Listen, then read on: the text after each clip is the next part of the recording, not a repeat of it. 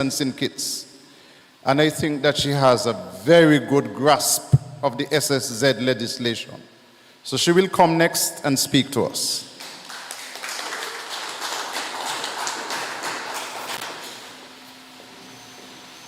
Good evening, fellow Nevisians. Well, my task tonight is kind of simple. I only have 10 minutes. Now, you cannot go through the SSZ in 10 minutes. I assume that most of us know, and if you don't know, you ought to know by now what the SSZ is all about. But I just want to highlight for us tonight, and just to focus for the short 10 minutes, on what the SSZ actually allows. Not what it says, all the preamble and all them things, but what it allows, essentially. And I want us to just focus on three things, because, 1, 2, 3. Three things, because we don't have a lot of time. One, the powers of the Prime Minister. The powers that the SSZ allows the Prime Minister to have. 2, the misuse of powers of the NIA, well, essentially the Premier. And 3, the creation of another autonomous zone within St. Kitts and Nevis, which the Constitution had not anticipated was going to happen because we only have 36 square miles over here. All right? So let us examine for a minute part 3, because by now all of you should have a copy. Because if you are on Nevision and you're tuned in and you are concerned, even if you don't understand all of the ramifications of the SSZ, by now you should have at least gotten a copy. So I'm going to go straight to, and if you don't have it with you, you can reference it later. Just trust me on this information. Because like Mr. Powell said, it's not anything that is foreign to me. I've looked at it, I've discussed it a couple of times, and every time I read it, I kind of get different insights. So let me share what I have. Let's examine part 3 of the SSZ. And in part 3, it says, and really, when you listen to it, what this amounts to, really, is like an approximation of a king's status to the Prime Minister. It's like the Prime Minister is supposed to be here, but when you round it off, you know, when you say, let's approximate, like you go to the supermarket and the change come up to close to 5 cents, they round it off. So they round it off, the powers that they want to know allocate to the Prime Minister that the Constitution had not given to the Prime Minister, because in itself, the Prime Minister has a lot of powers, but this SSZ now was framed to give the Prime Minister even more powers, almost as much powers as a king would have in a kingdom. We're not in a kingdom, we ain't reached there yet. So the Prime Minister, in part 3, it says, the Prime Minister may, and I want us to pay special attention to when they word things, because this legislation, and we have said that time and time again, and we would have taken the screenshots of people who would have taken credit for it. Legislation, do not be fooled, did not originate with us. Our Attorney General did not craft that. The legal department in St. Kitts and Nevis did not craft that. Had they done so, it would have been in the best interest of us as a people and not in the best interest of Destiny or any other special zone that might be created hence. So the Prime Minister may enter into development agreements. And I'm just going to skip a couple. But A, let us pay attention to A. It says with prior approval of the cabinet. But remember, he said he may. He said he may enter with prior approval of the cabinet. So anytime you see may, just assume that may not may happen, because he may as well as he may not. So this does not obligate the Prime Minister to take it to the cabinet. This is specific language crafted by people who know what they want. And all they need to do is buy one primer and they get the whole cabinet free. So that is how they want to be able to manipulate. So once they position someone in, and they would have bought that person, anything that comes after, this person, as the Prime Minister, has the authority to do things that our Constitution would not have ordinarily allowed. We're going to skip B and go straight to C. He said that the Prime Minister may enter into development agreements subject to condition precedent in Section 5.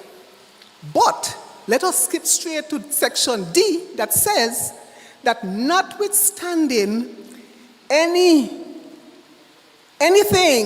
contained in any enactment. So no, this is powers of a king. So what this essentially is saying, and when you read all this, you have to first read the interpretation because they'll set out for you what these words mean. So when I say enactments, what it essentially mean in the interpretation, and I'm going to quote them verbatim. The interpretation, it says in the SSZ law that any law, any ordinance, any statutory instrument, and we'll get to explaining that, any treaty, any convention or international obligation which has been ratified and acceded to by the St. Kitts Nevis Parliament. So essentially they're saying that irrespective of any kind of arrangements you would have had prior to this, any kind of laws, because the laws coming out of St. Kitts, and you have ordinance, well, they call them acts. The laws coming out of Nevis, they call them ordinances. So they're saying that irrespective of all those laws, the Prime Minister could still say, well, forget about that, I'm gonna sign here because I have the authority, because the SSZ, which is the Sustainable Development Agreement Act that we've heard about the act. But essentially, it's saying that anything that they have in these agreements, if the Prime Minister wanted to just sign any law that you had created before, he doesn't have to worry about that. He could still give them permission to do what they want to in the agreement, and essentially that's what it means. And so, in other words, let us disregard the acts, let us disregard ordinances if we were so minded, let us disregard statutory instruments.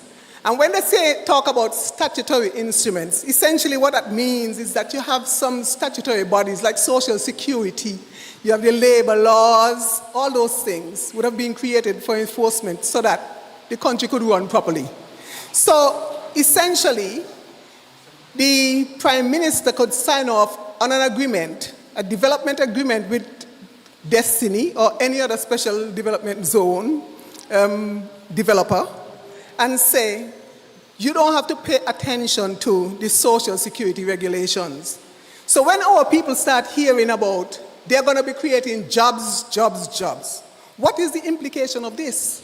If he were to sign an agreement that says that the Social Security regulations would not be applicable over in Destiny, you know what that means? It means that they would not necessarily have to do what you and I be doing every day. Every time you work, they dip in you and pick out some money from Social Security. Your employers have to match that, and that goes to Social Security. Of course, it's for a good cause. The intentions are good. We're talking about contributions and benefits and all that are regulated. But what they're saying is once you go over on that side, they don't necessarily have to conform to these things. Labor laws, labor regulations, you go over to the SSZ, whichever one, whether it's Destiny or some other SSZ, and essentially, labor laws don't necessarily have to apply. If in the agreement with these developers, the Prime Minister would have signed off and said, well, you don't have to worry about that. So essentially, you're there, you cannot go in and make a case and say, well, the labor laws in St. Kitts Nevis say that I must get minimum wage of $12 and whatever it is, $12.50. So essentially, you cannot negotiate because the laws may not apply over there. As it relates to termination, if they decide to terminate you over here on this side, they have to give you notice and all those kind of things. On that side, you may not. So all these things put our people at a disadvantage. But these laws, or the SSZ, was specifically crafted so that they would have total control in their space in our 36 square miles. We're not going to allow that. We have to also consider that under these, what we call statutory instruments, we have things like environmental regulations. Now, this involves waste management. And so if it is that they decide that they're going to pile up their waste right on the perimeter, like when they put up their fence, right outside their fence, and they cordon that off, and that becomes a hazard for us, they could do that because the law would allow them, SSZ is structured that way, to allow them that latitude if the Prime Minister was so minded. So we have to look at these things and be careful, because in examining the conventions and treaties that we would have signed as well, this is something, again, that could be negotiated away. It means that when we're talking about the Paris Agreement, because, right now, most of us are involved into the climate action, all of us are on that bandwagon, it means they could disregard those things. When we talk about, I think I would have seen a post that a Libertarian would have made that was suggested that they want a space so that government wouldn't be telling them they can't have a gun or they can't have nuclear weapons or whatever. But we have treaties and conventions that we have signed on to that would prohibit that. If it is that we sign away that, or the Prime Minister signs away that, we have to be mindful that that is going to put us at odds with the international community. So all these things we have to be mindful of, but those are the things that the SSZ legislation would allow. And we are saying here in NRP, we cannot allow that to happen. Now, let's move, because like I said, only have 10 minutes, move to the Premier and the misuse of the power. Now, all of us know that when Sim Daniel and his team would have been negotiated on behalf of Nevis, one of the sticking things was that Nevis ought to have a certain level of autonomy. After all, the land over here belongs to us. We ought to be able to decide what kind of development we have here, what we do with our lands, and certain other things.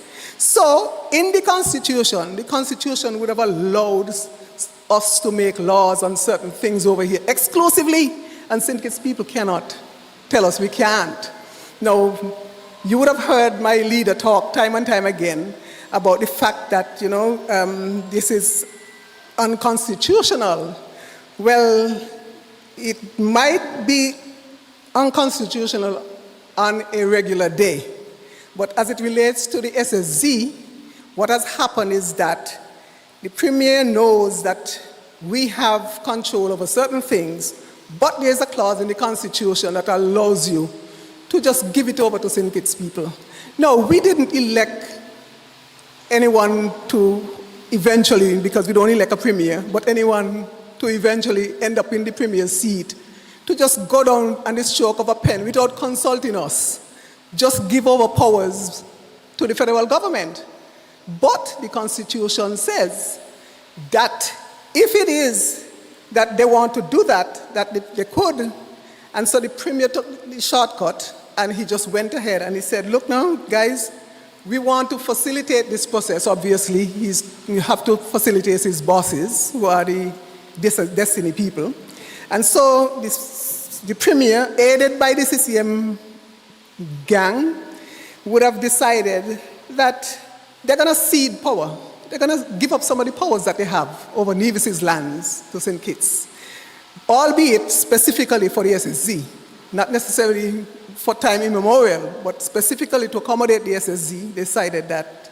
And what they would have done was, there's a section in the Constitution that says that if it is that Nevis people want to allow, not Nevis people actually, the Nevis Island administration, and I would argue that that is a flaw in our Constitution, because it's saying that St. Kitts is going to go along with a law that is contrary to what the Constitution would allow ordinarily, the provisions of the Constitution. But if Nevis want to go along with that law, then the Nevis Island administration would signal to the people in Bastille, yes, you could do that on our behalf, pass a law on our behalf, and then everybody in Nevis would have to accept that. But if legislation is being brought to the Nevis Island Assembly, then I think, and I would argue, that is the Nevis Island Assembly who should be making the proposition to the St. Kitts Parliament and say, well, pass this law on our behalf, because that is the legislative arm. The Nevis Island Administration is an administrative arm, and I don't think that the Constitution really should have left it up to the Nevis Island Administration. That should have come to the Nevis Island Assembly for discussion, debate, and then pass it. They have the majority. They would take it to St. Kitts anyway, and we would have an idea that they would be going to St. Kitts on our behalf. But for them, the Nevis Island Assembly, to approach the legislation in St. Kitts, I don't think that that is proper. But I'm not a constitutional lawyer. But if I were to look at it, I would think that that is something that we want to change and tighten up on going forward. And so the Premier has essentially, like I said, just willy-nilly just passed off or allowed the Prime Minister on our behalf to enter into development agreements over our lands. And then later, now he wants to bellyache about it because the development agreement not being signed as fast as he thought or he had anticipated that it would have been signed. Now, a couple of things are troubling here for me. And one, I think, is the obvious conflict of interest that would have arisen if we were to scrutinize the behavior of the Premier and his participation in the whole process, plus his extended family and all that. And so I think in the avoidance of that, he probably would have said, let me just pass it off. It would have been easy for him to make that plan, because it's obviously a plan. So it would have been an easy call for him to say, well, let them handle it. So when questions are raised, he would say, well, this agreement came from the federal government, not me. But the thing is, we all look at it, and on the face of it, we know that really that these kind of things shouldn't happen, because obviously there is some conflict of interest in that position. And the other thing that I think I need to bring to our attention is that these destiny people, they are not here to simply buy lands. It's not about buying lands and having a development, because many persons before them or many organizations before them would have bought lands, would have developed. But the sticking thing is why they have to have this SSZ, because they want to be able to demonstrate their sovereign behavior. And so they want a government, and Nevis cannot give them sovereignty. So they need a government that they would use to do that. And they are seeking to obtain that through the SSZ. And so let us not be fooled as to why these people are here, and let no one browbeat you into saying that you must accept it on the face of it, because that's not it is. We have seen the posts. Never mind that people would have taken them down. A lot of us were savvy enough, even me at my age, savvy enough to make sure that I had a screenshot. So when the lady, the Destiny lawyer, well, she would have been doing her cartwheels, when the Destiny legislation, because it's Destiny legislation it is. Call it SSZ or whatever else, but it's Destiny. It was fashioned for that. And so we took some screenshots. And so, as the young people say, we have our receipts.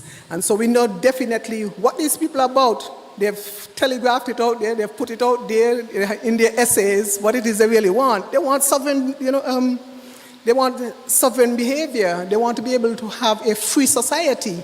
I'm not saying you can't have your first free society, but why should I have to give up mine for you to have yours? Go someplace else that have a bigger place and see if you can sort yourself out there. But you see, with the experiences that these people would have had with the Prospera thing, and most of us would have heard about Prospera in Honduras, I think, in Honduras, they now want to avoid future challenges. And so they know that going down the road, they can't look to poor Nevis and sue us if we were to renege on anything. So they rope in the federal government, and in doing so, any breach of the development agreement has penalties. Now, it's up to the federal government to decide what level of punitive damage or whatever it is that they can tolerate. But we know that we broke over here. We can't tolerate any of that. So this thing is very risky. But that is what the SSZ would allow. And that is what I'm here to talk about, what the SSZ would allow. Now, my time is almost up. Well, probably up now. We don't have a lot of time. So now let me go quickly to the last bit that I just want to draw attention to. I think we would have already established that in St. Kitts you have the powers to make laws. The Constitution gives the St. Kitts Nevis Parliament the power to make laws. And that is in section 103 for Nevis. It gives Nevis the same right to make laws, the ordinances that we said ordinances over here. And section 37 for St. Kitts in the Constitution.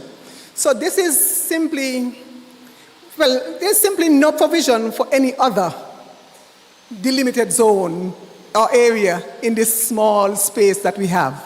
And so the Constitution was specific to giving Nevis powers to make laws, giving St. Kitts powers to make laws, and there is no provision in there for anybody else to make no laws. So now we are seeing that in the SSZ, if we were to accept the SSZ, we are now giving some other element the powers to make zone laws.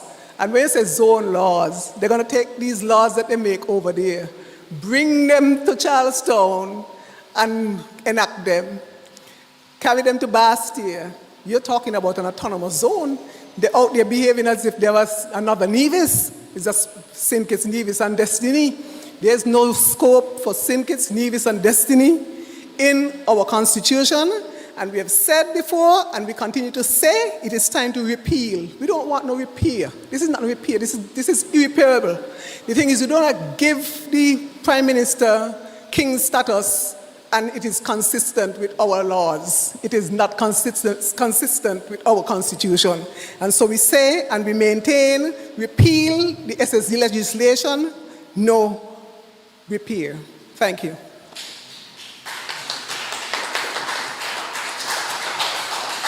Thank you very much, Dr. Bartlette.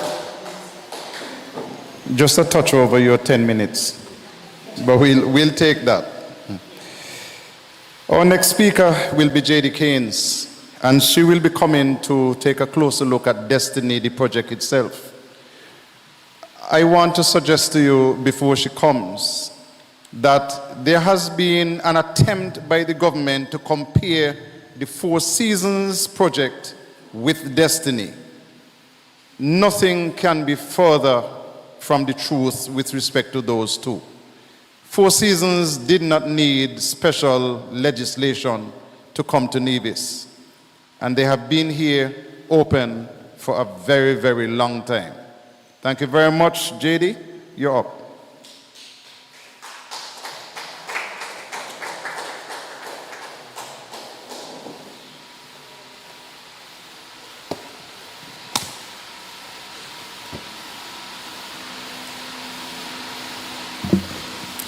Good evening, everyone. Good evening, everyone. Okay, wonderful. I want to recognize all of you here and, of course, make special mention of our head table. We have the chairman of our party, Mr. Powell. We have the party's leader, the Honorable Dr. Janice Daniel-Hodge, who is also the parliamentary representative for this area. We have our deputy leader, the Honorable, soon to be, the Honorable Dr. Patricia Bartlette. We have Rohan Isles, our caretaker for St. Thomas's. And we have Dr. Kelvin Daly, who, as Dr. Janice Daniel-Hodge mentioned earlier, has really been out there pushing this whole SSZ debacle and the Destiny project in terms of ensuring that we have the relevant information. My name is Jaedee Caines, and tonight I will speak with you briefly, as Dr. Bartlette indicated, about the Destiny project. I want to thank you for being present. And I was tasked this evening with talking about what the Destiny project proposes. But the reality is, to date, we still don't know. That is it, plain and simple. We still don't know. And so because we don't know specifically what the project proposes, we are forced to assume, and we are forced to ask questions. And in many cases, when we ask questions, we are not getting responses. We are met with a fight. It's almost like, who are we to ask questions? And so I will share with you what I do know, and I will share with you some of the questions that we have in this party, and that many of you have been expressing as well. Now, if you know me, you know that I speak very plainly, very clearly. I don't beat around the bush. And so I want you to know, plain and simple, elections are coming. Elections are coming. Elections are around the corner. The last federal election was held in August 2022. And the last Nevis Island Assembly elections was held in December 2022. And so when you see a government scrambling and suddenly trying to find things to do, things to put forward to us, the people, the voters, the electorate, tell yourself that an election is coming. Because what this government has not done for 5 years consecutively and 13 years before that, they will not suddenly do overnight. And I need you to remember that. Elections are coming, and that is why you are hearing so much about the Special Sustainability Zone, SSZ, and Destiny. Follow me. For years, political parties in St. Kitts and Nevis have been heavily dependent on our Citizenship by Investment program, also known as the CBI. It is the CBI that has funded a lot of projects in St. Kitts and Nevis. Do you agree? Okay. The International Monetary Fund, or the IMF, has raised significant concerns about the CBI program. And so I feel, and we feel, that the government is getting nervous because the CBI revenues aren't coming in like they used to. Okay? What has the IMF said? Follow me. I'm going somewhere. What has the IMF said? The IMF is saying that there are primary concerns regarding our Citizenship by Investment program, and those revolve around the program's high volatility, the sharp decline in revenue, and its systemic impact on our nation's fiscal stability, meaning we don't have any money now. Okay? The IMF is saying that there has been a dramatic reduction in CBI inflows in 2024, down 50%. That's half when compared to 2023. They are saying that this has widened, meaning it has increased our deficit to 11% of our gross domestic product. The IMF is also saying that the program has suffered from negative publicity, meaning people all over the place are talking about our Citizenship by Investment program. How many of you have ever seen articles or heard of articles where people are arrested for all sorts of things and they claim to be citizens of St. Kitts and Nevis? You never see them, I never see them. We don't know them. But they have citizenship from St. Kitts and Nevis because they got that through the Citizenship by Investment program. Okay? So, they are saying that the program has suffered from negative publicity, policy flip-flops, and increased competition, leading to a loss of our premier status, with revenues projected to remain weak. Additionally, they are saying that the lapses in investor due diligence, meaning we are not checking these people before they come here. The possible investors, we are not doing the due diligence checks. And this can lead to anti-money laundering and combating the financing of terrorism risks. This can threaten our correspondent banking relationships, meaning, okay, I work in the financial industry, so I know a little bit about this. But simply put, banks that do business with us, banks overseas, may decide they don't want to do that anymore because we are involved in some shady behavior because of the CBI program, okay? Finally, the IMF, one of the IMF's main concern is that the country's reliance on CBI revenues to support the economy makes it vulnerable to sudden demand shocks, which can put heavy pressure on our fiscal accounts. So it's saying we were too dependent on the CBI program. So I took the time to explain all of this to you to say this.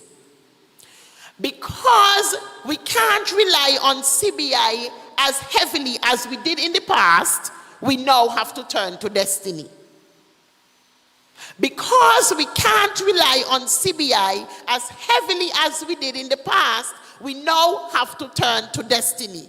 Because you see, we have governments that are inept of ideas, government that can't create any real meaningful development. And so we are always dependent, always begging somebody to move us forward. That is what is happening, hence destiny.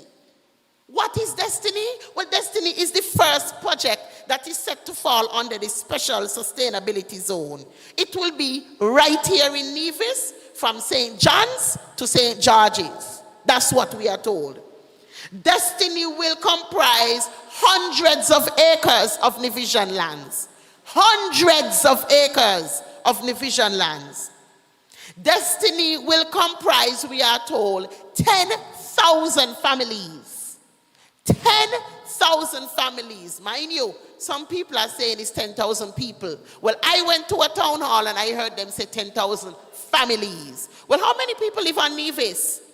The last I heard was about 13,000. So if we have about 13,000 right now living on Nevis, and we are expected to bring in 10,000 families, and we have people like Dr. Daly, let's say we have a Dr. Daly in the mix. So he's going to have about 4 or 5 children. So you multiply that by 4. And then we're going to have a Mr. Powell who might have 6. So you add that. So you understand that's 10,000 families, not 10,000 people. Follow me. Destiny is said to be exempt from our laws. So imagine me and you have to abide by the laws of St. Christopher and Nevis. But that doesn't apply to destiny. Destiny will have its own hospital. Meanwhile, our hospital needs a hospital. Destiny will have a marina. Will NASPA, the Nevis Air and Seaports Authority, have any control over that? Any say in that? I think not. I think maybe the DASPA, the Destiny Air and Seaports Authority, will have all the say. So could you imagine all that area from St. John to St. George, and nobody has any say as to what's happening there? They run everything. That's their show. What about the voting implications? You see, remember I told you that I have to ask questions because nobody telling me anything. What about the voting implications? Well, if you are a resident or citizen of St. Kitts and Nevis, by virtue of our constitution, you are eligible to vote. So imagine 10,000 families, even if we were to use the 10,000 people that they say.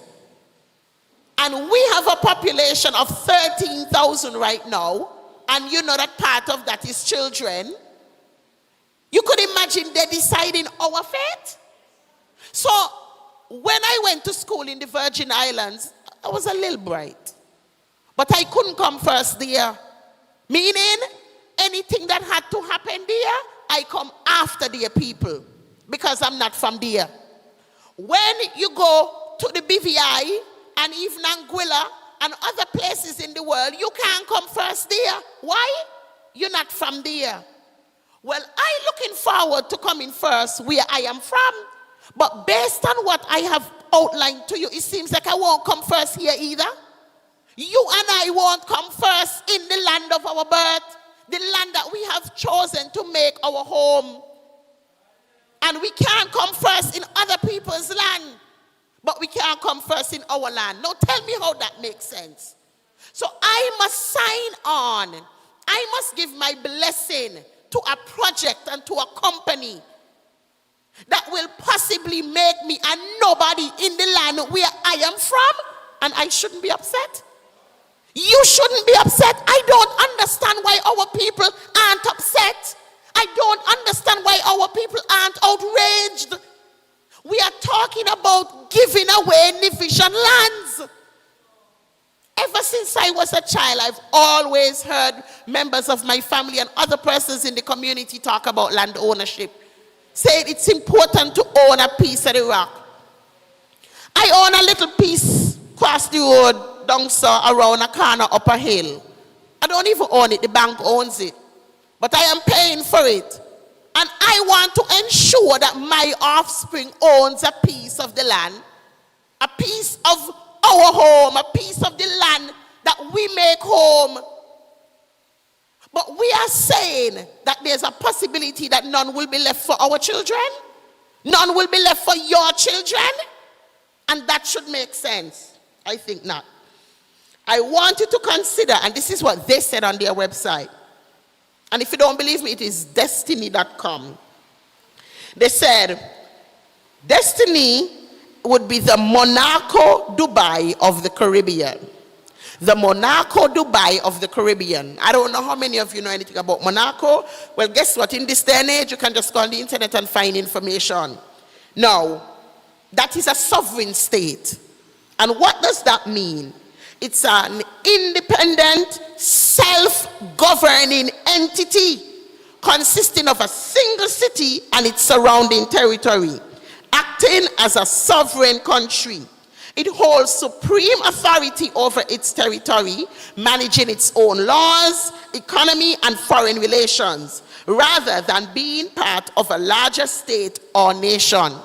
So when they're coming to tell you, don't let NRP fool you, that's not what it is, they're not going to own anything, they're not going to have their own laws. This is what they said on their website, that it will be the Monaco Dubai of the Caribbean, and Monaco is a sovereign state. And so when I look up sovereign city-state, this is the definition I get. So 1 + 1 not equal to no more. Don't allow people to insult us. Sovereignty means full independence and control over domestic and foreign affairs without external authority. So what rank would Carty and mankind them have? Me well want to see mankind provoke them how mankind does provoke me. None of that will happen anymore. Because they have their own laws. They're saying that Destiny is the first special economic zone of its kind in the Caribbean. And they are choosing Nevis. And remember, we didn't know a thing about this. Nobody bothered to tell us anything. And when Carlin Lawrence raised it at a town hall, she was shut down and insulted. But I am happy that Carlin stood her ground.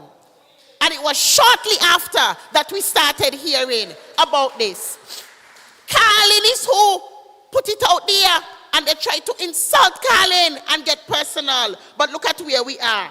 Ladies and gentlemen, does Destiny own lands in other places on Nevis? That's one of the questions I want you to consider. And why do I want you to consider that? There are people who own lands in the area that is being proposed for the special sustainability zone. And they have been contacted, as party leader indicated, to sell their lands. In some cases, people are saying, I don't want to sell my land outright. And so if I give you this land, I want you to give me another piece. It can be a barter system. Or maybe they didn't even propose that. They said they don't want to sell their land. And people are telling them, well, okay, we can offer you a piece of land and another part of Nevis. Well, how you could offer what you don't own? So, if they are saying that they are only interested in these lands and these are the only lands that they own on Nevis, how then are you offering people lands from other parts of Nevis? 1 + 1 must equal 2. So the question has to be, where else in Nevis does Destiny own land? How much of Nevis does Destiny own? So as outraged as I am about the hundreds of acres from St. John to St. George, I am still mindful that there may be more. And that is something I want you to consider. Now, party leader indicated that NRP is not a stranger to development, and I want you to understand and appreciate that. I am not here saying that we don't want any development in Nevis. I'm not saying development is bad. Madness, I would never say that. I know that we want development. I know that we want investment. I know that we want to see Nevis grow. So we are not opposing for opposing's sake. But you see me, I don't like anybody force anything down my throat. I don't want to be bullied in a democratic state. It's a democracy for a reason. So you get an opportunity, as you will do in the next election, to vote in the Nevis Reformation Party. And if you're not comfortable with the performance of the Nevis Reformation Party, you have that opportunity to not vote for us again.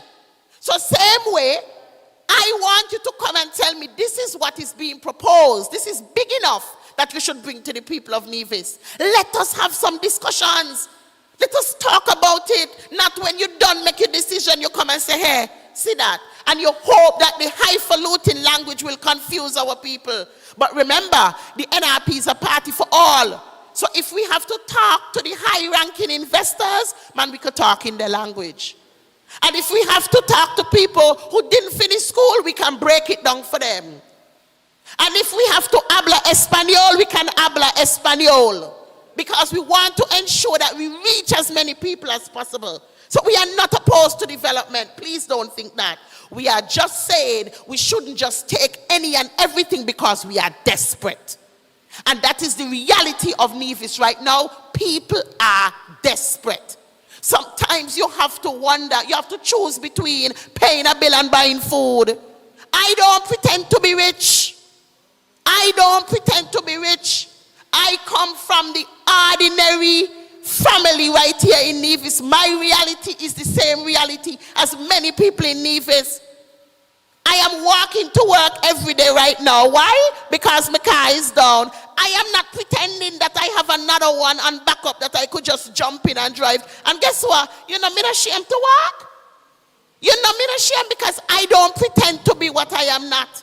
And that is one of the reasons I came forward and offered myself. Because I represent the majority of people in Nevis, ordinary people.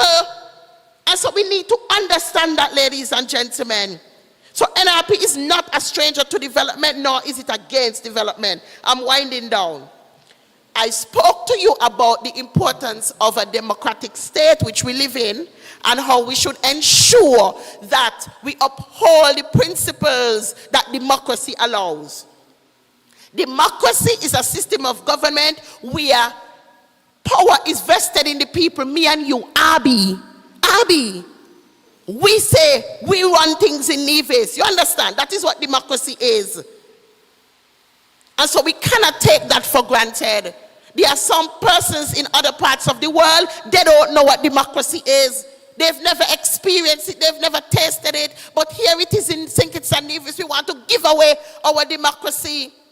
In closing, ladies and gentlemen, I want to tell you, Nevis belongs to Nevisians. And I don't want you to get offended if you were not born in Nevis and think that I am saying we have no place for you. When I talk about Nevis being for Nevisians, I'm talking about those of you who have made Nevis your home as well. I told you we can't come first anywhere else. This is where we are invested. This is where we have interest. Nevis belongs to us. Nevis belongs to Nevisians. Those of us who are struggling every day to make ends meet, Nevis belongs to us. Those of us who want our children to own a piece of the rock that will be no more when we let destiny take over, Nevis belongs to us. The NIA is relying on SSZ and Destiny to get them re-elected. Plain and simple. They are relying on this SSZ and Destiny to get them re-elected. What they have not done in so many years, they will not do for us in the next 5. And so that is what Destiny is here for. Ladies and gentlemen, I know people are fed up. And the government knows that people are fed up. And so that is why the government is scrambling right now. Because they are out of options. They've been out of ideas for a long time. But now they are out of options. And so Destiny is the last hope. You watch Titanic? You see when the girl was holding her, don't let go, don't let go. That is the government right now. They are scrambling because they are out of options. And I know there are some of you, whether here or online, who like to say, I don't get involved in politics. I don't want to talk about politics. This is not politics. This is about the people of Nevis. This is about the future of Nevis. When it's convenient for us, we say, I don't want to get involved in politics. Well, guess what? You don't have to come up here and talk. I could do that. But meet me on the road and say, Jaedee, I want you to mention this. I'm not going to mention it. once it makes sense and I can verify it. But we have to get involved in the affairs of Nevis. I don't understand that. Ladies and gentlemen, I want us to say no to the SSZ as it is right now, and I want us to say no to Destiny, because we are not for sale. My name is Jaedee Caines, and I am not for sale. Good night.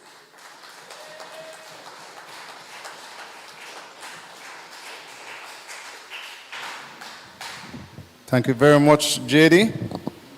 Dr. Daly, I see you with a whole book, but I don't want you to read the whole book tonight, because we want to leave time for questions and answers. Just like Carlin was able to get the premier to lie and to try to hide Destiny and the SSZ, it's just so Dr. Daly has been uncovering all the foolishness that they are doing. And so I want you to welcome Dr. Daly for his 10 minutes and to make sure that we have enough time left for Rohan and then for your questions and answers. Dr. Daly?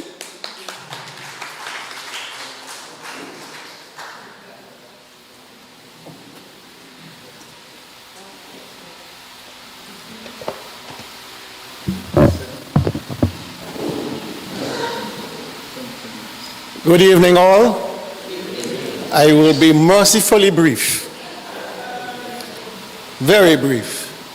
Because many of the things that I wanted to touch on, Jaedee and the other speakers would have mentioned in some detail. Thank you. You want to hear me? 10,000 households. 10,000 libertarians, 10,000 settlers, 10,000 CBI citizens, amidst a population of 13,000 citizens and residents.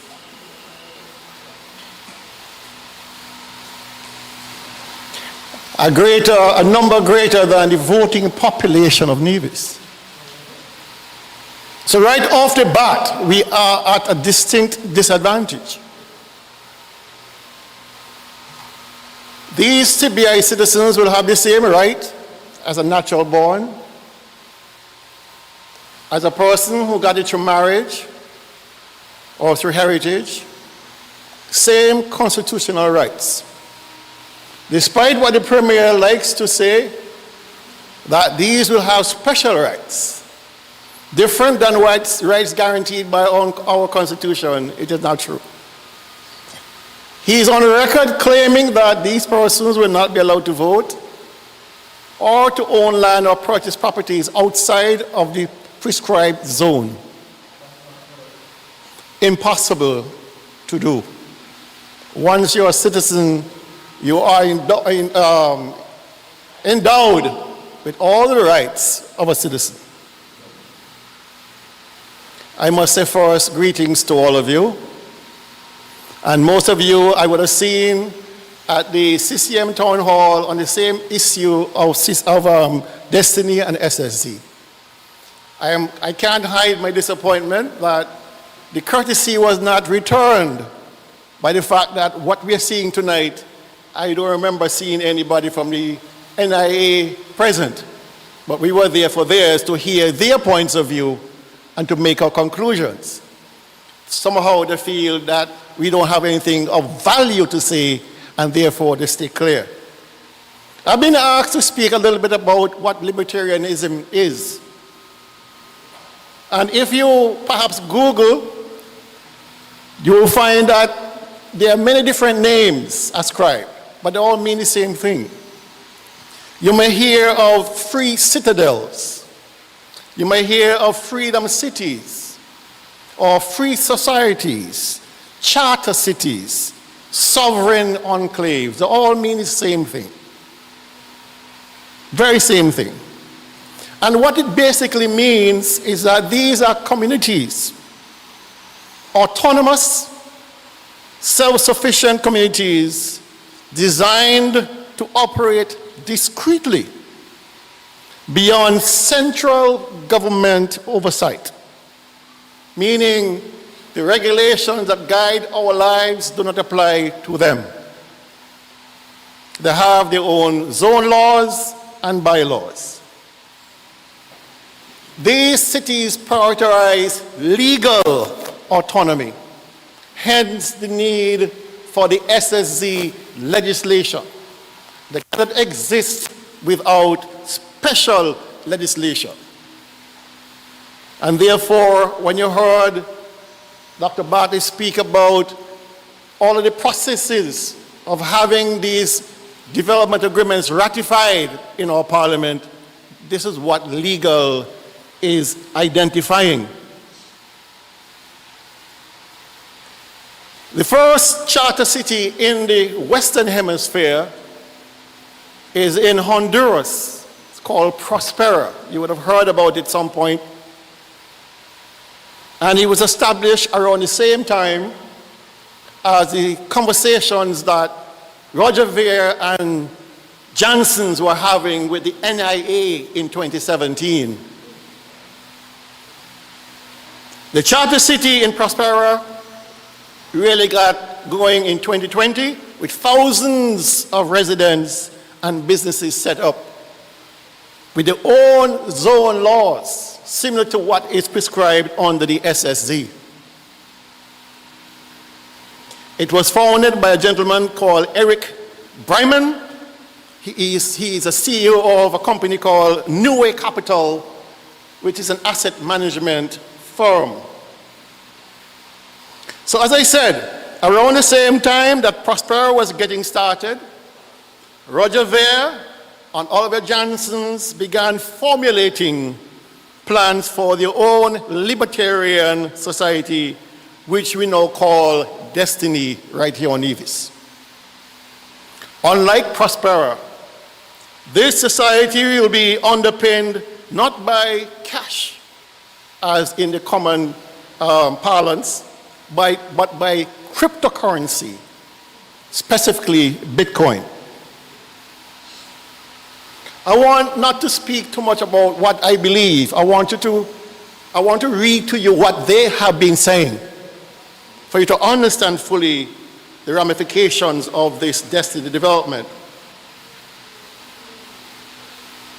In a magazine called Bitcoin, in 2017, an interview with Roger Ver and his plans to start a new libertarian country. And I'm quoting Roger Ver. I think realistically, we can raise $500 million and maybe even $1 billion. If we have $1 billion, we will have a lot more capital to play with for a bigger piece of land. The idea is to purchase land from a government that will allow sovereign behavior. It continues. We have approached a number of different governments already, and we have actually been really surprised at how eager they are. Governments love money, and so we will have to negotiate the final details. There are many nations that have significant national debt or are in financial crisis. Our aim is to help them resolve their situations and to create an economic powerhouse next to their doorsteps as a bonus. We all heard from Jaedee Caines, and we all know we are in a desperate financial situation here on Nevis. Our national debt is at almost $600 million. Our GDP is approximately $600 million. What that translates to is a one-to-one GDP to debt.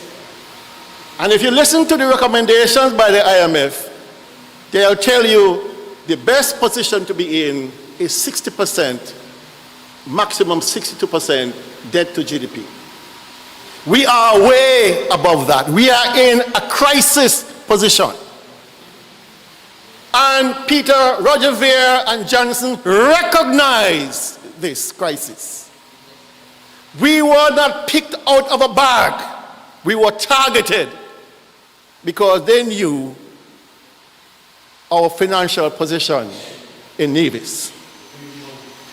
Brantley, who has bankrupted this country, took the bait, hook, line, and sinker.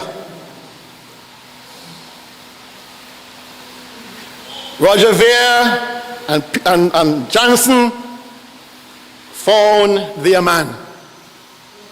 Leader of a broke, desperate, and corrupt government.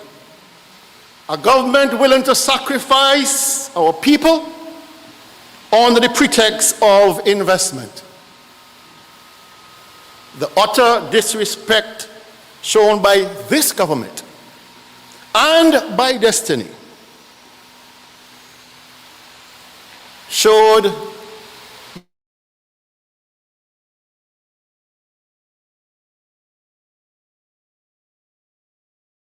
is not as dumb as they think. We have intellect, and we can see through the smoke. And for our leader especially, and our cabinet, we've been focusing too much, I believe, on just the premier. But he is being enabled by a cabinet of ministers. His deputy, who is from St. George's, Eric Evelyn. Mr. Spencer Brand from Charlestown, St. Paul's.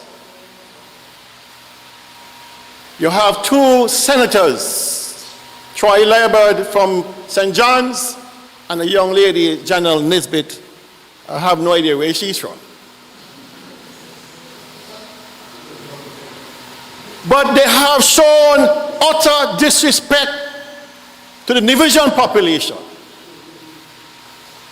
Because how can you come to us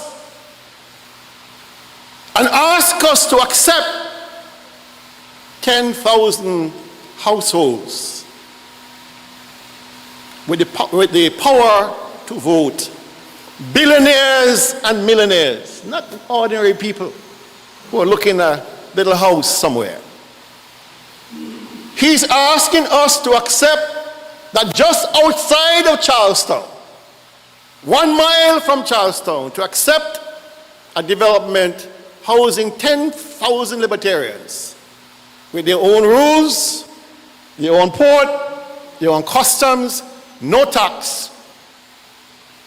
They're asking us to accept this. Brantley took the bait. His wife took the bait.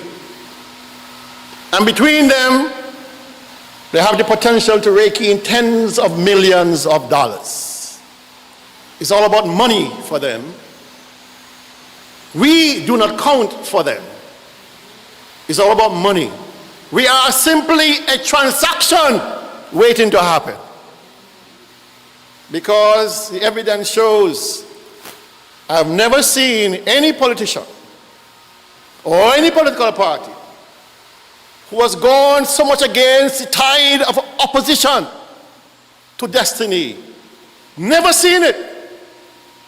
You can name them out. All the organizations that have come forward and said, no, not destiny. No, not SSZ. Chamber of Industry and Commerce. Long response to the Destiny Project, to the SSZ legislation in particular. Address to the Prime Minister, itemizing areas of conflict with our Constitution, impugning our sovereignty. Then you had NHCS, Nevis Historical and Conservation Society. You have other civil organizations who have said, no. We sat in the town hall in Charlestown, in Anglican Town Hall, Anglican Church, and when Mark Grantham asked the question, do you want destiny? What was the response? No. So why would a politician or a political party feel so empowered to go against voters en masse? The majority of persons in Nevis had said no to destiny. These are all voters. Why would a politician looking to have another term in office go against the majority? It tells me in my little brain that perhaps the Premier has been compromised.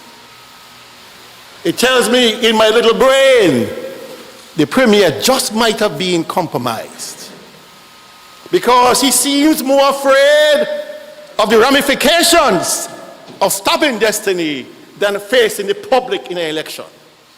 You understand what I'm saying? He's more afraid of destiny failing than he has fear for the people of Nevis. We know he doesn't respect us. We know that. We've seen it. And we all know what destiny is all about. There have been so many talk shows, so many interviews, so many podcasts, so many Facebook posts. Social media has been a light. It is the single most talked about issue.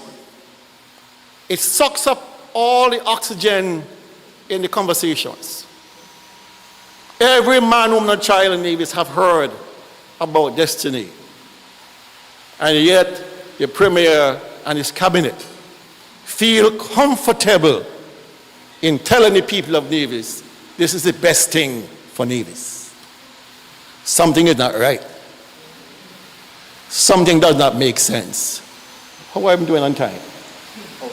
I'm out of time. I'm out of time. Let me thank you all for coming. We do appreciate your presence, and I do hope that we can entertain some questions at the end. So please don't leave without hearing the entire presentations. Thank you all.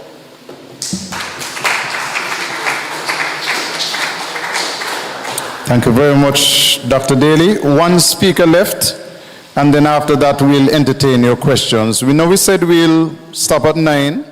No, we will stop at 9 because we want to hear from you. Just one reminder before Rohan comes to the podium.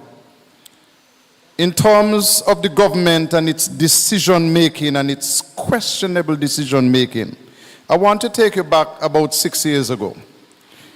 Remember, they were struggling with funds to develop the airport, and they signed an agreement with a company named B&L.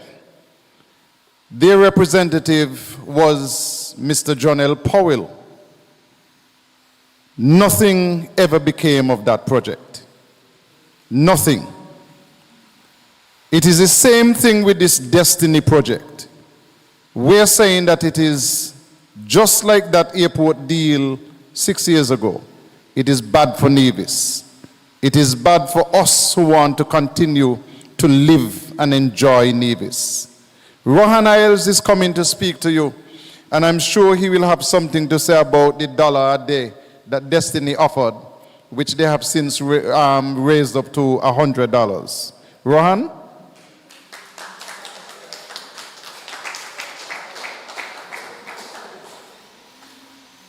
Hi, good night, everybody. I left the laptop, so I'll be 120 seconds if you want to hear from you tonight. People ask the question, why is it that the Premier and his cabinet is full speed ahead with this particular project? I want to share with you that Destiny isn't 2 years old. It's not 12 months old. Destiny is about 9 years old. Since 2017, this particular project has been in the works. So conversations have been going on for a long time. And you can cast your mind to the number of elections we've had between there and make your own judgments as to why certain things are happening. Dr. Daly just spoke about the fear. The fear is real. There is a fear that whatever arrangements that had taken place between 2017 and now will come to light if Destiny doesn't get its way. Destiny is going to present challenges to Nevis on 3 levels, or judicial, or legislative, and or executive, because they are going to get exactly what they want because they crafted the bill.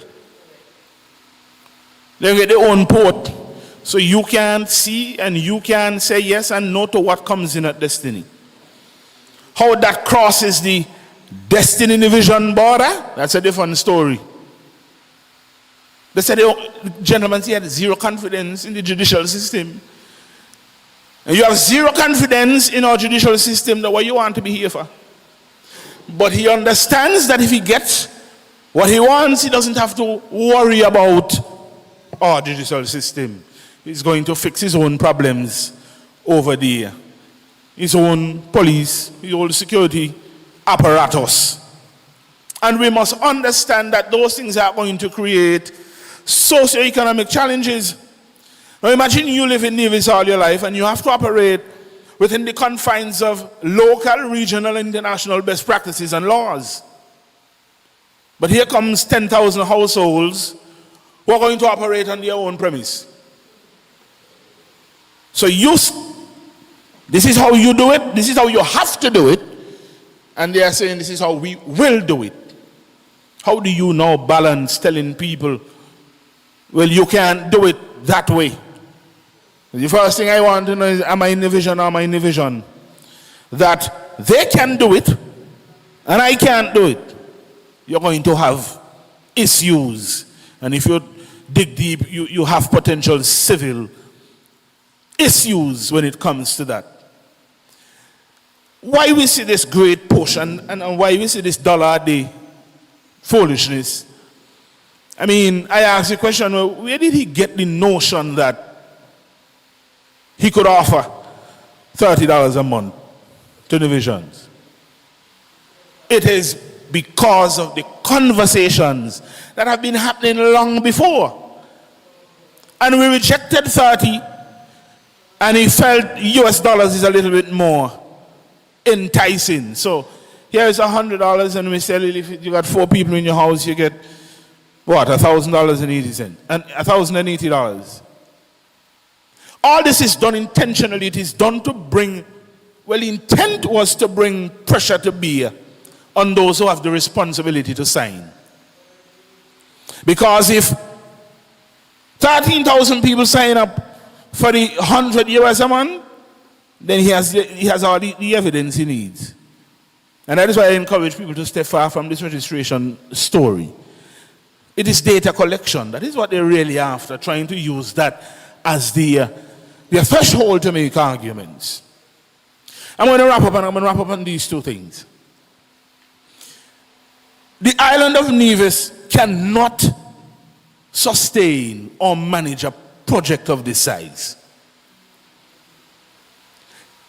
You talk about thousands of jobs, so we're going to fill them. Which means our brothers and sisters and some other people are going to come to do the work, right? We have an issue with housing. Where are you going to live? Mechanisms to control rent prices in Nevis. What do you think is going to happen? Our healthcare system is under serious strain. Jaedee said the hospital needs a hospital. The hospital is going to need a team of very skilled surgeons. Our education system, our welfare system. Understand that all of these things are going to be burdened, and we are in no position to properly sustain that. So before Destiny, you're going to have a problem. You will have a problem. But that isn't their business because he has to deliver his legacy. But there's a legacy waiting for him. He loves to say, man plan, but God delivers. And the master is about to deliver. The cost of living in Nevis is out of reach of many. Taxes, high. Utility costs, high. You talk about increases in hospital bills. You talk about the increase in managing households. And then you have the increase in gas prices, which is now going to triple and quadruple all the pressures that you have. Because I tried to put $40 in my Jeep and the needles say, try again. And now we are having inter-island transport issues, in which operators are saying come next week, they're going to stay where they are docked. Here's a fact. And I'm going to say it again. Cost of living is high. Taxation is high. Gas prices are rising. Managing your households is crushing a lot of us. Destiny will solve none of that.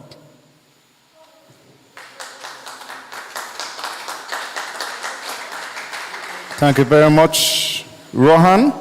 We have heard from the full slate of candidates. Devon, I think you should get close to the cardless mic. So you will indicate if you want to have an intervention tonight. And I'm asking you, please make the questions nice and short. If you're making a comment, also make that nice and short so that we can have more time to deal with many more questions. And as we wait on you, it's now question and answer time, so you can indicate and stand. As we wait on that, Rohan ended on a note which is concerning, in that I've seen from 3 different boat operators that they will not be running as of Monday next week because of the cost of fuel. 3. I've heard from one that they will be increasing their price by $10 and $5. I've heard from the Premier of Anguilla, the Prime Minister of Antigua, the Prime Minister of Barbados, exactly how they will attempt to ease the burden on their citizens. I've heard from Mark Brantley, Hina start na war. That is how he responded to a question. He didn't start the war, as if he's not concerned about the cost. And where I fill up, I see that the price is now $19 plus per gallon. So that's not easy on us. And to hear from the Premier, he didn't start any war, that does not bring any comfort to any of us in the room. Question and answers.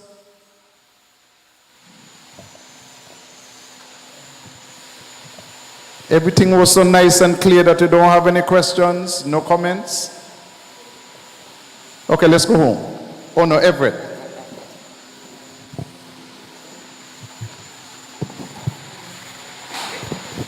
Thank you, sir. I'm trying to find out the status of the project because I've been hearing so many things. I'm wondering if you all could give a definite response to the question. Okay, the camera not picking you up on the live, so if you stand, but I gather you're asking about the status of the Destiny project? Yes. As of now. DJ, you have a second mic, because we need one at the head table as well. You have a second mic? Okay. Oh yeah, we have a couple up here. Good evening again, and thanks for the question. So, as you would have heard this evening, based on the SSZ legislation, the final authority to approve a development in the SSZ is with the Prime Minister.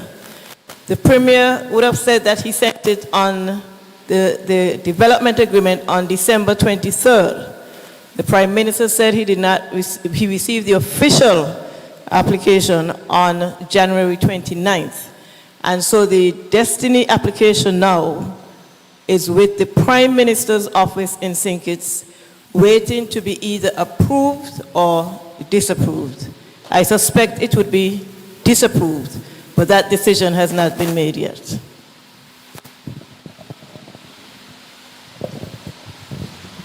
Does that answer your question? Thank you. Good night, all. If the Prime Minister decides to sign the project, what is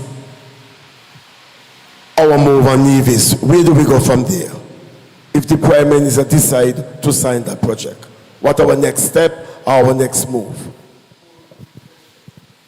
Should the Prime Minister, I don't think he would, but should he decide to approve the project, I suspect that it would be held up in the courts for a very long time. There are issues with the legislation which supports it, the development agreement we have not seen, and we are aware that there are attorneys waiting to see what the outcome is going to be. So I am not certain that you would see any movement before a court decision is rendered if it is approved. I could continue, keep the ball rolling. I have a question and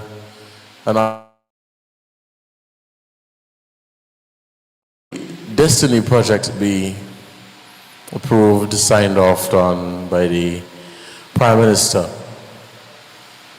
What would be, and the NRP gets into office subsequently, what would be NRP's position, or how would you deal with the Destiny project as it is being developed? What conversations, or would you have conversations with the developers?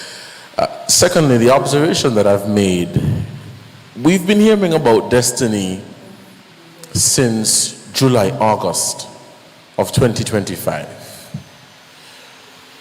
And we've been hearing, for the most part, from the Premier. He has been the public relations officer for Destiny. As a matter of fact, he has been pushing Destiny more than he pushes actual government projects.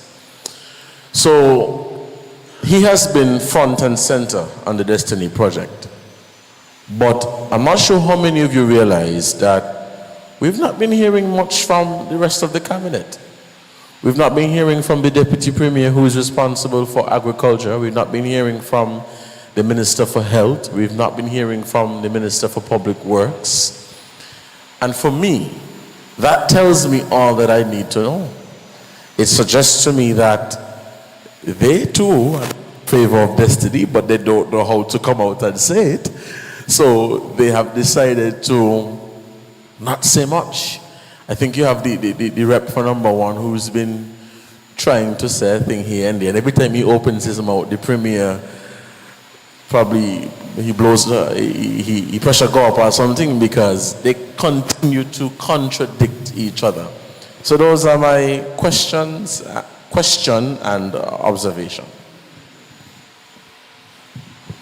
So I am not going to be the only one responding, because I'm not like those other people. Suffice it to say that you asked if there would be discussions with the Destiny people.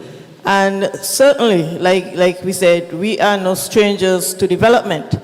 And if a discussion can be had where the development is consistent with the laws of Nevis, and where we can ensure that is beneficial to the people of Nevis, where we can look at, for example, the Four Seasons occupies about 500 acres of land.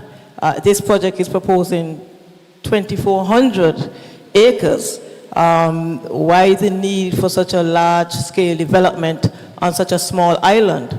And so if discussions, can be had with regards to the scale of the project, with regards to the areas that would be approved by the federal government, with regards to the national security and immigration and those areas which would be outside the purview of the NIA, that would still create a problem.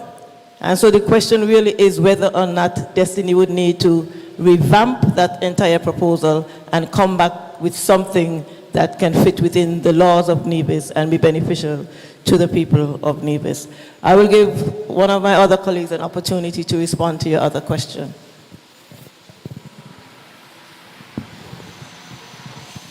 They want to hear the other question. So it was a comment, if I'm not mistaken, an observation. Silence with. For me, the fact that they are silent on the matter suggests that they have consented. And I don't know about you, but I'm not surprised, because we spoke about a democratic society earlier, but it doesn't seem that there is much democracy within the current Nevis Island administration. But for me, if you are silent on the matter, you are giving full permission to the Premier to go ahead and make whatever decisions. Nobody is holding anybody hostage, and so I will hold Spencer Brand's feet to the fire just as much as we are holding the Premier's feet to the fire. And that's my comment as it relates to that. I have a comment. I get a very funny feeling about Destiny because it reminds me of this ongoing saga with the Epstein files. Now, you may laugh, but I'm sitting here with my cousins, and they did not have any idea, even though they lived in the Virgin Islands, they weren't aware of what was happening on Epstein Island. Only when this thing blew up, they were educated about what was happening, and like the rest of us, were shocked.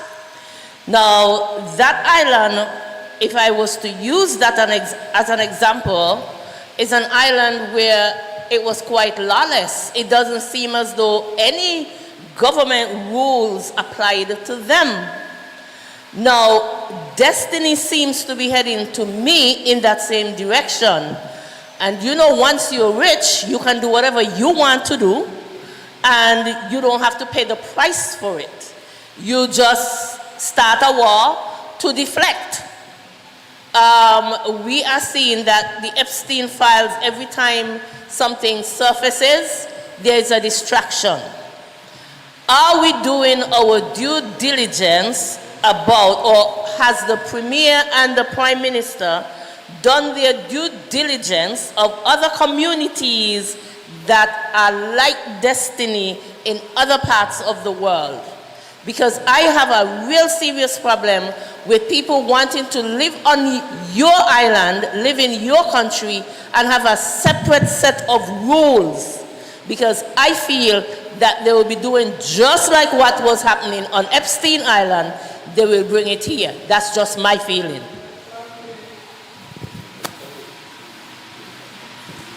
Thank you very much for your comment. The floor is still open.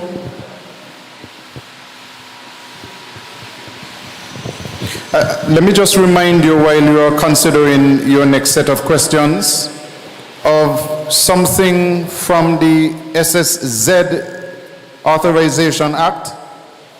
It says that the zone developer shall provide evidence of ownership or lease of, or of agreement to purchase or lease the real property comprising the area as of the time of entering the development agreement. I have a major challenge with this, because my understanding is that they have submitted a proposal that covers 2,400 acres, but they only have agreements for about 1,500 acres. So I don't know how that is going to work. They have included the lands of people who have said to them clearly that they are not interested in selling or leasing. So that might be a bit of a challenge. Just a comment. I think Destiny will fail. It's all a matter of time. Because the people don't want it. And we are the people. But this gives us an opportunity for a deeper dive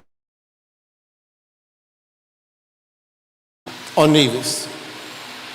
We are 36 square miles. When you subtract the acreage for the mountain, we're probably left with 22 square miles. Not a lot. We have to come up with some sort of policy or policies regarding how we use our lands. Are we going to continue the wholesale slaughter of lands? Are we going to limit development to certain sizes? Are we going to move in the area of lease or outright sales? Because once it's sold, it's gone. Once it is sold, you can forget it. If we lost 2,400 acres or whatever the acreage is, that area of land represented the largest single tract of land on Nevis left for the future of Nevis. Are we going to entertain a similar discussion on a similar or different type of development taking up the same acreage? Is that what we're saying? That if it wasn't an SSZ or an SEZ rather than an SSZ, would we have been okay with it? We have to come to a sensible discussion and conclusion about land use on Nevis. We have only so much of it left. And we don't want to end up in a situation like many other Caribbean countries where our people are pushed to the borders of communities. And if I fear that if we do not restrain or restrict these massive types of developments that take up so much of our future, we are going to be marginalized, perhaps not in my generation, but perhaps in my children's generation. It is a conversation that must be had. Must be had. Thank you. Thank you very much, Dr. Daly. We are still taking your questions. I just have one. I don't understand how this project could still be secret. It's too big to be secret. I mean, it's a lot of land involved with it, a lot of money, a lot of infrastructure have to be put in place. How can it be secret? Why aren't the people who have the project in their possession explaining it to us? I know you really can't answer the question because you're not the ones in charge. But this is real sad that you could come up with such a big project and not explain it properly to the people of Nevis. And the federal government is partly to blame too. All of them is doing something very wrong. And that's all I have to say. Thank you very much for your intervention. Just one comment on that, because it's a brilliant observation. The Prime Minister recently announced a 12-member independent oversight body consisting of persons who would have objected to the Destiny and the SSZ already. But what's very telling is the fact that they are floating this document to the members of that committee called a non-disclosure agreement, an NDA, asking them not to disclose any detail about the document they've been asked to examine to see whether it is good for Nevis or good for the Federation of Nevis. It is ridiculous, because if you have members representing, say, the Nevis Historical and Conservation Society, who is sent there by the membership, they are not to report back to them as to what exactly is captured in the development agreement. Why is the development agreement such a secret? If it's going to come to the House, to the Parliament for approval, why can't we see it now? What is so secret about our future? and our children's future. What is contained in this document that is causing both the federal government and the NIA to think that we should not see it? What is in there? What has been promised? Why all the secret, like you're asking? It is too big to be a secret. They tried the secrecy route by denying us knowledge of the proposal, which they had for years. And they had not learned what goes on in the darkness will come to light. And it's worse when it comes to light, when you're discovered. I asked the Prime Minister and I asked the Premier from this podium tonight, release the development agreement so we could all peruse it, we could all see what's contained, because it's our right to see what's there. Thank you very much. We have a question over on this side.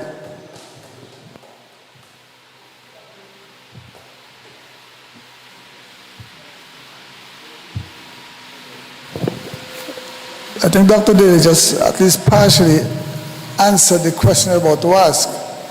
My question is, was any thought or any invitation extended to the Prime Minister to come to Nevis before a forum of this type and explain to us what is in that agreement? But I think Dr. Daly just addressed a portion of it. So has a specific invitation been sent to the Prime Minister to come to Nevis to address us? Let me respond to that, because if we have a Premier who is responsible to respond to the people of Nevis, why would he send the agreement to the Prime Minister and then we have to invite the Prime Minister to come and speak to the people of Nevis? We must acknowledge that the Premier is not representing the people of Nevis as he ought to. And he is the one who is responsible and is supposed to bring this project to the people of Nevis. So I would not say that we need to invite the Prime Minister at this juncture. I would go on further to say that the Premier is so arrogant, if I can use that word, because he had the same opportunity to establish an independent oversight committee to review the application. And he has said he has reserved the right to establish that committee to review the implementation of the project. The project has not been approved, but he's already speaking about reviewing the project when it is being implemented. So rather than have the independent oversight committee, rather than seek input from legal counsel in the pertinent areas, rather than seek advice from experts in the area, he has given up all of that so that he alone can make a decision and send it over to St. Kitts. What does it tell you when he is saying he's getting ready to review the implementation of the project and the Prime Minister has not yet made a decision on the project? So the Premier has demonstrated over and over again that he is not representing the people of Nevis, and this is a clear indication where he's doing what he wants to do for his self-interest, unfortunately.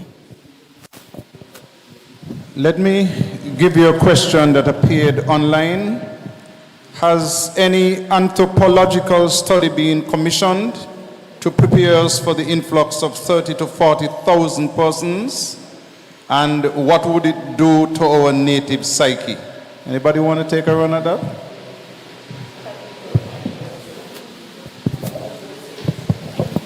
We simply don't know. The observation has been made time and time again that this document has been shrouded in secrecy. We understand that certain things ought to be done, but the number of mays that appeared in the document, in the SSZ legislation that underpins the destiny or preceded the destiny at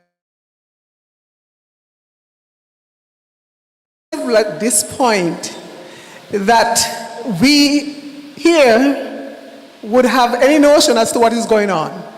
Everything has been done, it has been shrouded in secrecy, has not been shared. We understand that certain things should have been done by the developer in when they present their documents for review, but we don't know the extent of it.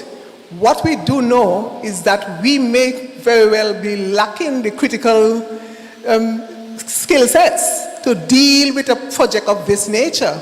Because when you look at the team that has been assembled for Destiny, you see a lot of lawyers, you see a lot of persons who are there and they're at the top of their game. And then you look at to whom this thing would have been submitted. The Premier seemed to be the only one who went, well, never mind, I shouldn't say he's the only one who went to school, but he's the spokesperson. And we don't see that level of professionalism to lend that kind of comfort to us to think that in answer to the question as to the anthropological implications and what could happen to our population at large, we don't know the implications because we simply have not been given sight of this document. Also, we are not aware that any EIA has been completed. If it has been completed, we certainly did not see it posted in any public space so that we could study it. And on the whole question of the Premier and being the chief spokesman for Destiny, I want you to remember that in the Candy Resort case, where Ann Bass of late and blessed memory brought a case against the government, Justice Ramdani ruled that the unusual happened, that the Premier appeared to be representing the other side instead of the government. So this is not the first time. It is written in a judgment by Justice Ramdani. The unusual happened. We expect our Premier to represent us, but he has been the chief spokesman for Destiny. The unusual is happening again. The floor is still open for questions. Good evening. Hi, Pops. I have two questions for Dr. Bartlette. Dr. Bartlette stated that the SSC should be repealed, which is a federal matter. How would NRP go about materializing such an outcome? Alternatively, what vision does NRP have for the South Coast and Nevis in general that will bring development for the betterment of the people? And my third question, with election coming, all 3 seats are important. Why no official representative for the St. George's yet have been announced? Well, let me answer the last question first, even though it's not necessarily in my place because I'm not the party leader. But as it relates to St. George's, I don't know of any political party that will come out and announce their candidates up to this point.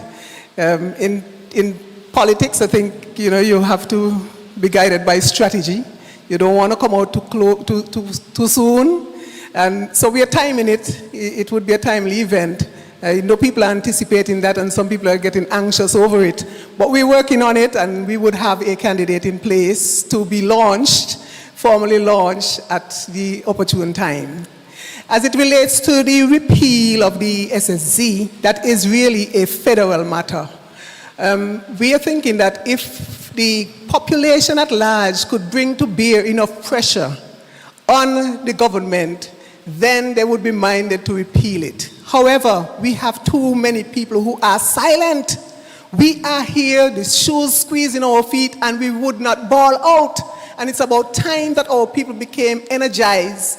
Now that you have been exposed to all of what we have been saying, the things that are not good for the Destiny, we have never said that everything was bad. But for the most part, at the end of the day, it does not seem to put Nevis people in the best position.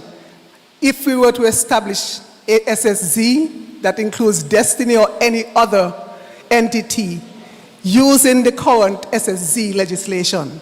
So what we are saying is too much power in the hands of the Prime Minister. What we are saying is that there's a lot wrong with what the proposal is now because it disadvantages the people of Nevis. And if it were to be applied on St. Kitts, it would ultimately affect them as well. So we have sounded the alarm over here, and I'm grateful and I'm really appreciative of the support that we seem to be getting on the other side. But the thing is, this thing is not going to be stopped by just NRP. And we have been raising it enough now for people to recognize that this is not a political matter. This is something that transcends politics. So everyone has a stake in it.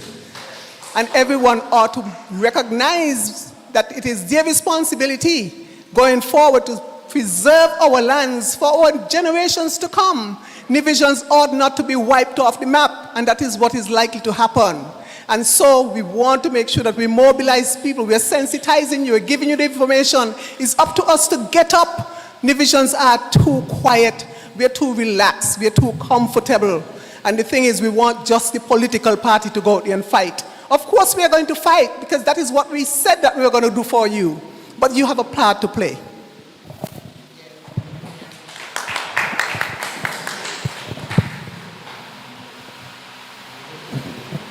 Okay, we'll give you another 5 minutes or so, and then we'll go back to the party leader to do a wrap on the proceedings this evening.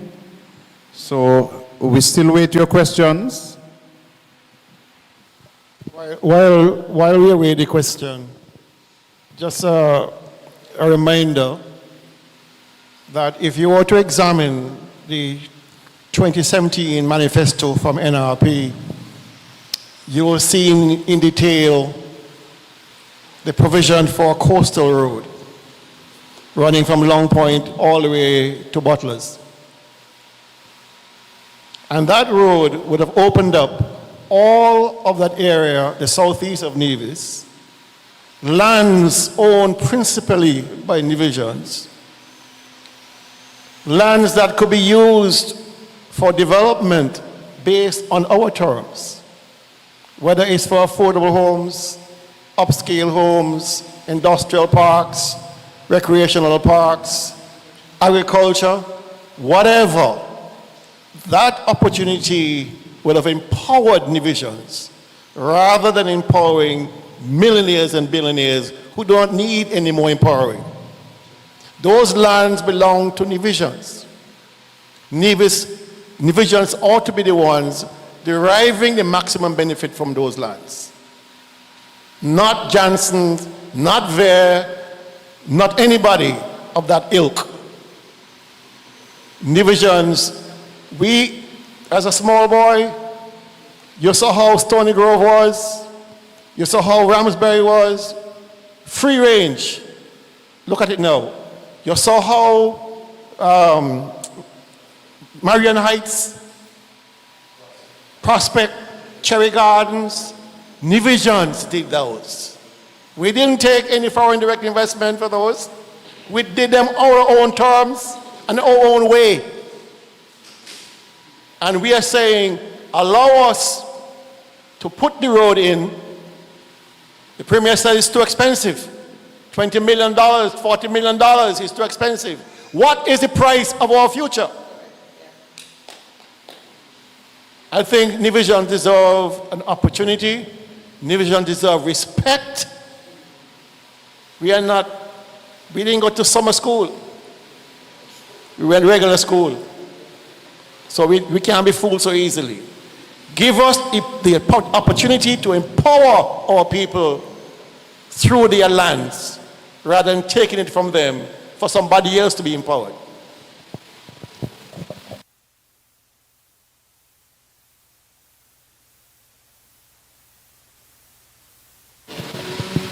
And I thank Dr. Daly for remembering my third question.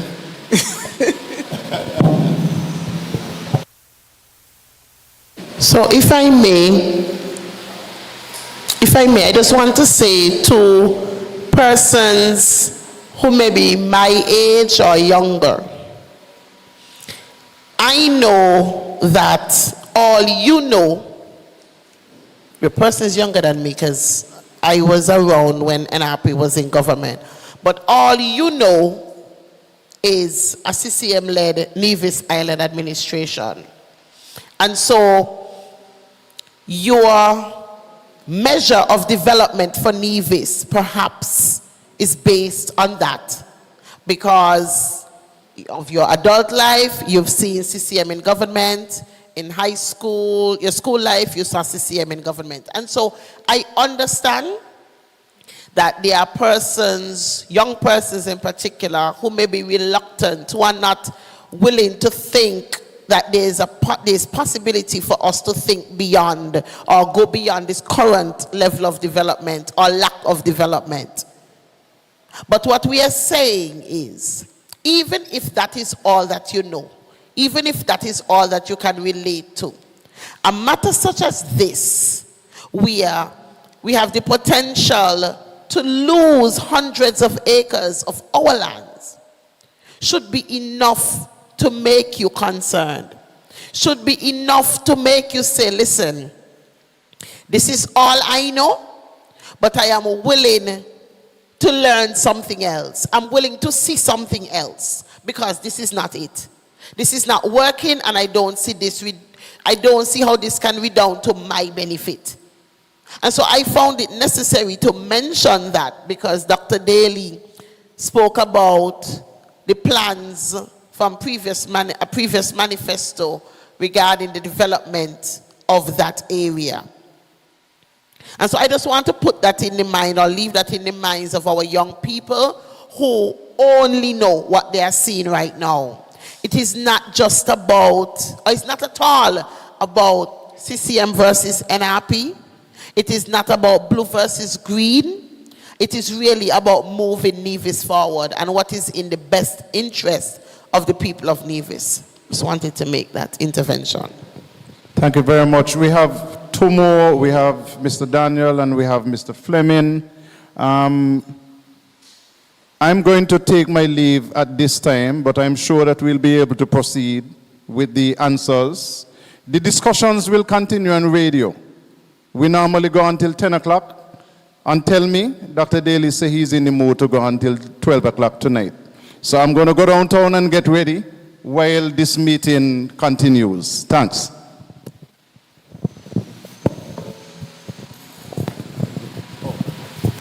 Yes, good evening, everybody. I would like to commend the participants for sharing the information.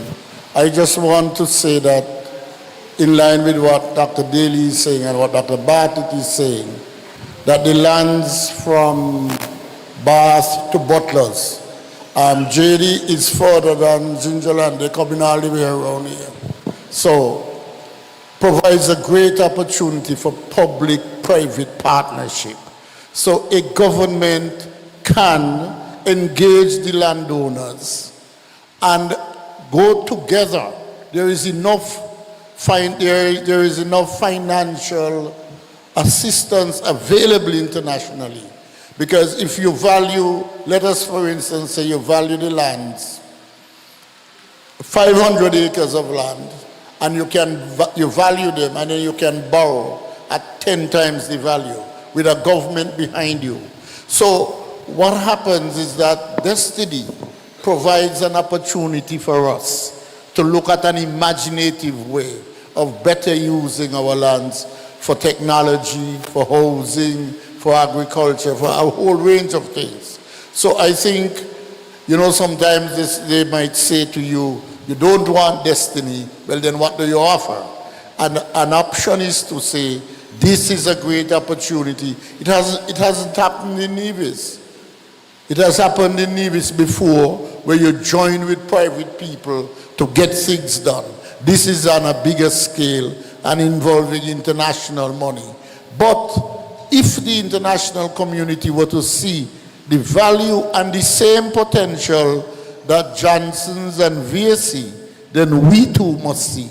And so I just want to underscore the point that this is an opportunity to develop an indigenous, creative way to maximize the use of the land and to save it for generations to come. And also to endorse the point that maybe the time has come for us to move to leasing land as opposed to expropriating so much land in such a short space of time. So the idea is to lease and to get partnerships. It's just that there is not enough thinking to move forward, but that's an opportunity for us to consider. Thank you very much, and again, congratulations to the panel.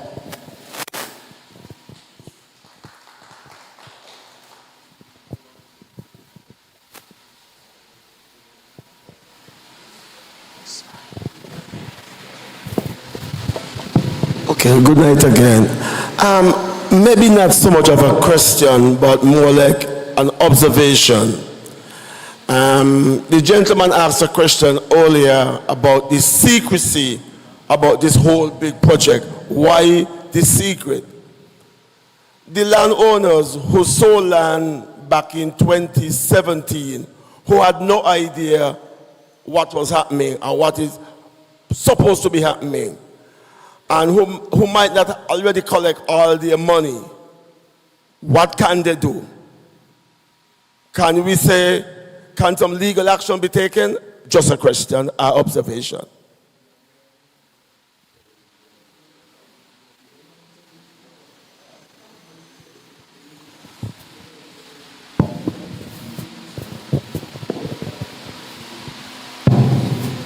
So I have moved to the podium, and I would respond to the question and wrap up at the same time.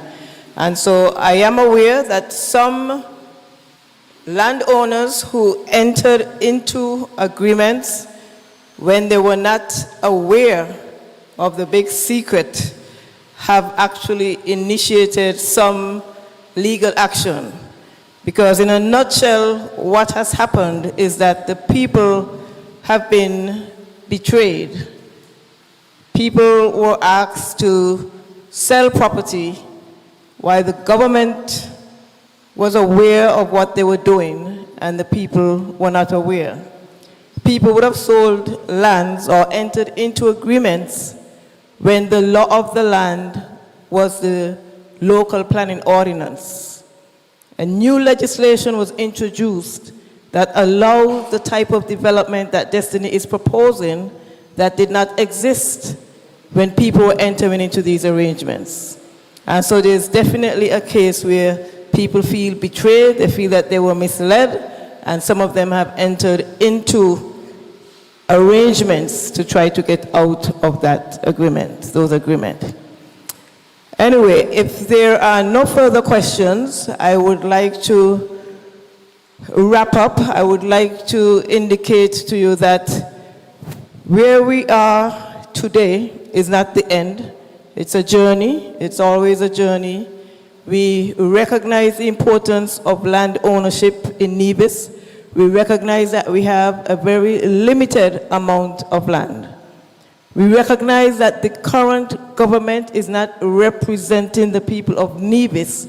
They are instead representing themselves and the investors. We cannot continue like that. The lack of vision as to what we can do for future generations, the lack of vision as to how to develop property is the result of us having to deal with destiny. And as was indicated earlier, we're in a situation where our debt is overwhelming. The cost of living is increasing.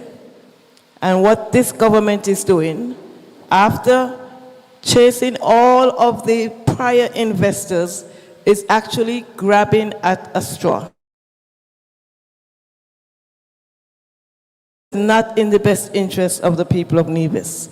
And what we have seen during that time is that the projects and the development activities that should be beneficial to the people of Nevis have been abandoned, have been put aside. We need a government that would ensure that we pursue the projects in the best interest of the people. And I can say to you that the Nevis Reformation Party, we know how to bring hotels here. The Four Seasons Hotel is still there. We know how to bring advanced education. The sixth form college is there. We know how to bring community centers. We know how to bring banks. We know how to bring offshore industry.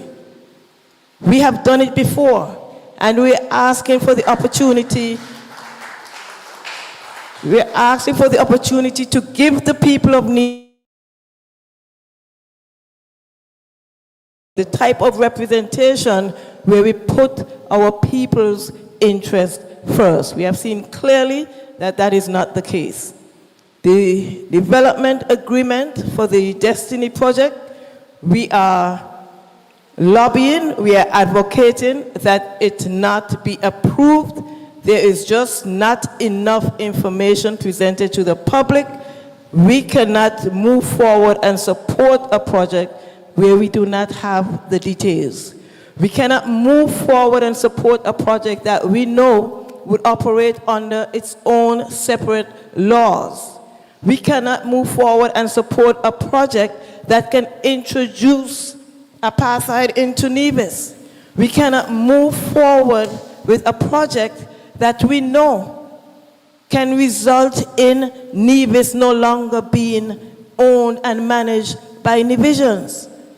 Jaedee said tonight, Nevis is for us. We are here, and we are hoping that the Prime Minister has listened.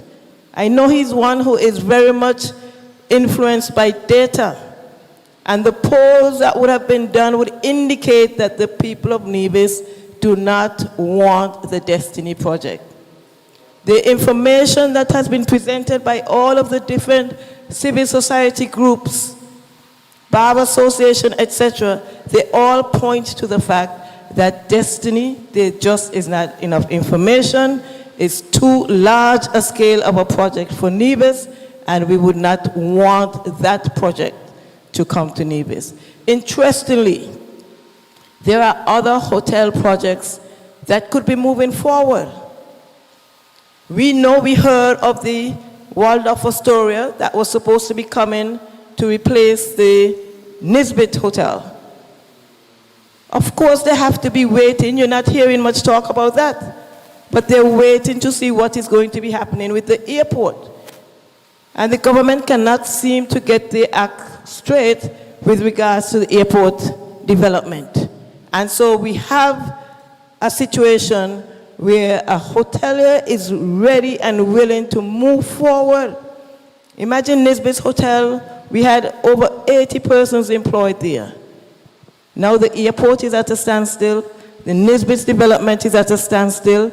And yet there is another hotel development, the Northern Point Hotel development that is to be at Paradise.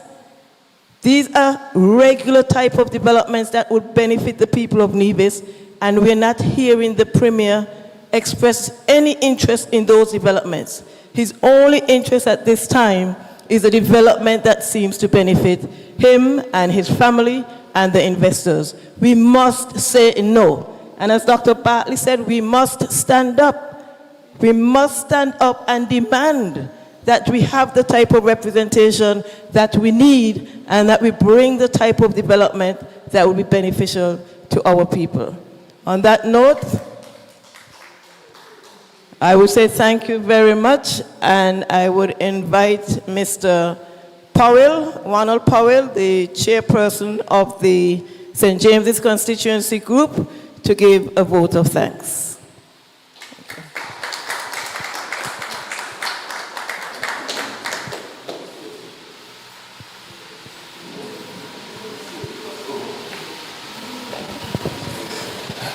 Okay, good night, everyone.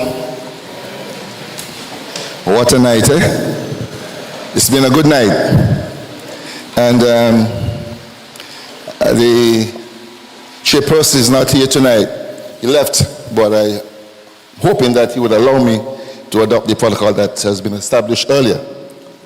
And to say, on behalf of the St. James constituency group, as chairman, please allow me to express our collective gratitude to the entire head table for their inspiring and motivating and informative presentations tonight. Let me also thank the management of this community center for allowing us to have this town hall meeting. It's well decorated, it looks clean and nice, and we want to thank you because NRP, we do things nice, right? So let me thank them. Also, let me thank Pastor Mario, I should have done earlier, for the invocation. Thank you, Pastor. And for such a attentive audience, let me thank you for all your questions. And I'm hoping that the presenters did a good job thus far. I know tonight they were sort of off the short run. And if they could have presented so much of a short run, could you imagine what they would do of a long run? Give them another round of applause, please. To all the media houses and our, the media houses and all the DJ and everyone. You know, it's good that you could come, and we want to thank you. And we hope that those listening by whatever media outlet, we want to say thank you for viewing, thank you for listening. And as you leave tonight, I want to say go in peace, and may your journey be completed at home. Thank you for coming, and let's give everyone a round of applause, please. Thank you.